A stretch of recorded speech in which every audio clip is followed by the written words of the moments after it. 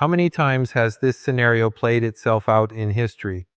An aggressive leader initiates a series of bold moves that begin by bringing him much power. Slowly, however, his power reaches a peak, and soon everything turns against him. His numerous enemies band together, trying to maintain his power. He exhausts himself going in this direction and that, and inevitably, he collapses. The reason for this pattern is that aggressive person is rarely in full control. He cannot see more than a couple of moves ahead, cannot see the consequences of this bold move or that one. Why am I always having to react to events instead of directing them? The answer is simple. Your idea of power is wrong. You have mistaken aggressive action for effective action. And often the most effective action is to stay back, keep calm, and let others be frustrated by the traps you lay for them, playing for long-term power rather than quick victory.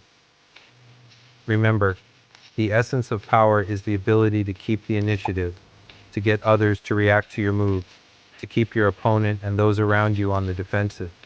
When you make other people come to you, you suddenly become the one controlling the situation. And the one who has control has power. Two things must happen to place you in this position. You yourself must learn to master your emotions and never to be influenced by anger.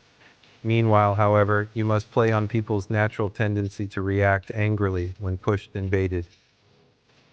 In the long run, the ability to make others come to you is a weapon far more powerful than any tool of aggression. Manipulation is a dangerous game. Once someone suspects he is being manipulated, it becomes harder and harder to control him. But when you make your opponent come to you, you create the illusion that he is controlling the situation. He does not feel the strings that pull him, just as Napoleon imagined that he himself was the master of his daring escape and return to power. Everything depends on the sweetness of your bait. If your trap is attractive enough, the turbulence of your enemy's emotions and desires will blind them to reality. The greedier they become, the more they can be led around. The psychological ramifications are profound. The person who makes others come to him appears powerful and demands respect. Reversal. Although it is generally the wiser policy to make others exhaust themselves chasing you, there are opposite cases where striking suddenly and aggressively at the enemy so demoralizes him that his energies sink. Fast attack can be an awesome weapon, for it forces the other person to react without the time to think or plan. With no time to think, people make error judgment and are thrown on the defensive. This tactic is the opposite of waiting and baiting, but it serves the same function. You make your enemy respond on your terms.